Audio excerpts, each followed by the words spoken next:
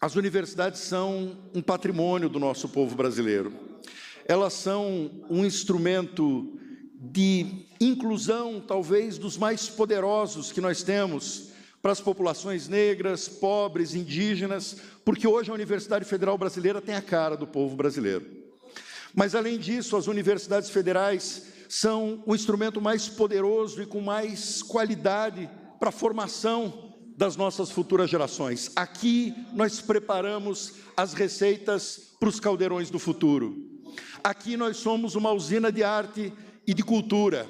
Aqui nós somos o verdadeiro celeiro da ciência e da tecnologia brasileiras, que estão concentradas em mais de 95% da sua produção, precisamente nas instituições públicas. Somos continuidade e essa consistência são essenciais para que a gente possa pavimentar o nosso caminho para o futuro. Eu quero agradecer demais, portanto, presidente Lula, ministro Camilo Santana, por esse momento, augurando que ele se repita no nosso presente e nosso futuro próximo, porque, com certeza, nós, dirigentes, nós, comunidade universitária, tenho certeza, todos e todas aqui, sabemos que esse é o caminho verdadeiro para o desenvolvimento e para a nossa felicidade e civilidade no futuro. Uma reunião. E hoje nós estamos exatamente no mesmo salão, pela segunda vez, em menos de 4 meses, não só para conversar, mas para anunciar anúncios importantes, e é um simbolismo que o presidente Lula tem mostrado da importância que esse governo tem e dá à educação superior nesse país. Eu sei que reitores e reitoras sabem o quanto os últimos anos foram difíceis para as universidades e institutos federais.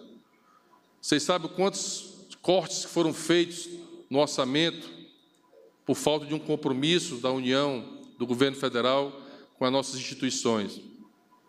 Sabe muitas vezes a dificuldade que o reitor tinha para pagar a conta de água lá do campus dele.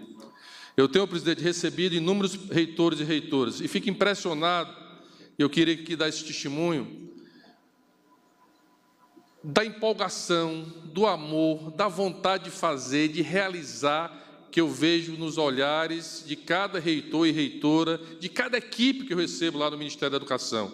Em cada visita que eu faço nos campos que tenho andado, e eu agora vou andar, quero, presidente, visitar, se eu puder, como ministro da Educação, visitar, nesses 4 anos, todos os campi das universidades federais e institutos federais, eu irei a todos para dialogar, conversar e conhecer a realidade lá na ponta de cada um. Precisamos melhorar a qualidade da formação inicial dos nossos professores de licenciatura no nosso país, que são esses professores que vão lá para o ensino básico do nosso país. Portanto, dizer que o MEC está de portas abertas. Nós acreditamos que qualquer política ela precisa ser construída com diálogo, ouvindo as pessoas, ouvindo os atores, principalmente alunos e professores que estão lá na ponta, seja no chão da escola ou no chão da nossa universidade ou do instituto. Hoje, o presidente que já anunciou, nesses pouco menos de 100 meses, ou de 100 dias, aliás, pouco mais de 100 dias, ações importantes para a educação. Lembro aqui, presidente, que o senhor anunciou o reajuste do PENAE, que é um dos maiores programas que garante a alimentação escolar, que há 6 anos não havia um reajuste. Às vezes a gente não imagina que tem criança que a única refeição que ela faz durante um dia é quando vai à escola. A República está anunciando hoje uma recomposição e fortalecimento dos orçamentos e investimentos das nossas universidades e institutos federais, que foram discutidos pelos nossos secretários e secretária, com a ANDIF, com a CONIF, e que, nesse momento, nós estamos anunciando 2.440 bilhões de reais a mais nos investimentos das nossas universidades e institutos federais desse país. Isso será parte para a recomposição do orçamento discricionário das universidades e institutos federais e parte para as obras, parte para as ações importantes para os nossos estudantes e professores de toda a universidade. O presidente não quer ver nenhum campi de federal ou estadual parado ou que não seja concluído. E nós vamos trabalhar muito para que o presidente possa percorrer esse país e entregar várias obras importantes de melhoria para os nossos estudantes e para nossas universidades e institutos federais em todo o país. Quero provar que nós temos competência de fazer as coisas que esse país tem que fazer com muita facilidade. Por que que eu haveria de ter medo de receber um reitor? Por que eu haveria de ter medo de receber uma reitora, um prefeito, uma prefeita? Você sabe quantas reuniões eu já fiz com governadores? 3 reuniões em apenas 3 meses. Ontem mesmo, antes de ontem, tivemos uma reunião com os 27 governadores e alguns prefeitos para discutir a questão do ódio nas escolas, para ver a questão da violência, sabe, que vai de uma creche, como aconteceu em Blumenau, até as ameaças na universidade, que algumas não querem abrir amanhã para dar aula. E eu queria dizer para vocês, cachorro que late não morde. A gente não tem que satisfazer os terroristas que estão fazendo ameaça. A gente tem que dar as aulas. Nós precisamos encontrar uma saída. E ontem eu disse na reunião com os governadores que a gente não tem especialistas ainda para entender tudo o que está acontecendo. Mas tem gente que acha que a solução é levantar o muro das creches.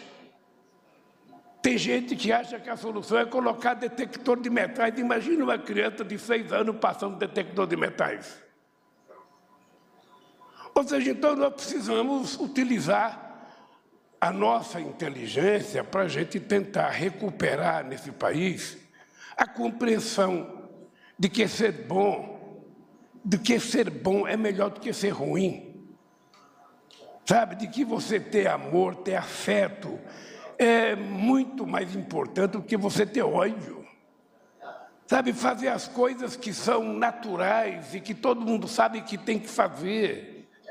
Todo mundo sabe que nenhum país do mundo se desenvolveu sem antes investir em educação, ciência e tecnologia. Eu acabo de fazer uma visita na China. Eu fui a Pequim e fui a Xangai. O que aquele país conseguiu fazer nos últimos 30 anos é de causar inveja a qualquer governante do mundo. Ele não tem que tirar 33 milhões de pessoas da fome. Ele tem que tentar tirar quase 1 bilhão de pessoas. A cada mês, a cada ano, ele tem que tirar 50, 60, 70 milhões de pessoas da fome. E a China, que há 20 anos atrás, era menos industrializada do que o Brasil, a renda per capita é menor do que o Brasil. A China é a segunda ou a primeira economia do mundo. A pergunta que eu faço é por que o Brasil, do tamanho que é, com a riqueza que tem, esse país continua pobre? Por que esse país, para a gente dar um aumento no salário mínimo de R$18, é um sacrifício enorme? Tem tanta discussão. E depois a gente vai ver as fraudes, a sonegação, são bilhões e bilhões e bilhões. Ou seja, nós vamos ter que dar um jeito nisso. Nós vamos ter, não enquanto governo, mas enquanto sociedade, decidir que sociedade nós queremos ser, em que momento da história da humanidade a gente vai se transformar num país rico. Rico em conhecimento, rico em qualidade de trabalho, rico em educação, rico em alegria, mas rico também no prazer de ter as coisas materiais que todo mundo quer ter e sonha ter. Onde é que a gente vai conseguir fazer isso se a gente não construir um pacto entre a sociedade brasileira? Por que uma medida provisória do governo chega no Congresso Nacional, você tem um grupo de deputados que tem que votar contra porque é do governo? Eu digo isso porque eu já fui oposição. Por que o governo acha que ele pode mandar uma medida provisória e as pessoas têm que votar tal qual o governo quer? O deputado não é obrigado a votar naquilo que o governo fez. Ele não é obrigado a concordar com aquilo que está lá. Ele pode propor uma emenda. E, para isso, nós temos que adquirir a arte de conversar. Nós temos que adquirir a arte de ter paciência, conviver com os contrários, entender a contrariedade, para a gente poder construir esse país. Eu tenho 1000 e poucos dias só de governança agora, porque já comemos 4 meses. E nós precisamos fazer esse país voltar ao patamar de 2010, de 2008, quem sabe melhorar. E começa pela educação, começa pela saúde. As coisas que nós sabemos que temos que fazer. Não existe milagre em economia. Você não distribui o que você não produz. É por isso que é importante a economia crescer. E ela vai crescer na hora que tem investimento. Para ter investimento, tem que ter consumo. Para o empresário vender um produto qualquer, se ele produzir isso aqui, ele tem que saber que a sociedade quer comprar isso aqui. E, para isso, o governo tem que contribuir. Na área de infraestrutura, quem é que vai investir em infraestrutura se não tiver recebíveis garantidos? Quem é que pode colocar dinheiro? É o Estado, ou através de crédito, ou através de dinheiro do orçamento. Quem vai fazer as estradas que nós precisamos, da ferrovia que nós precisamos? Obviamente que é o Estado que tem que ser o indutor, ele não tem que ser o Estado, sabe, dono de tudo, mas ele pode ser o indutor. É por isso que o Camilo disse que nós já fizemos esse ano, em 3 meses, igual ou mais do que já foi feito o ano passado inteiro.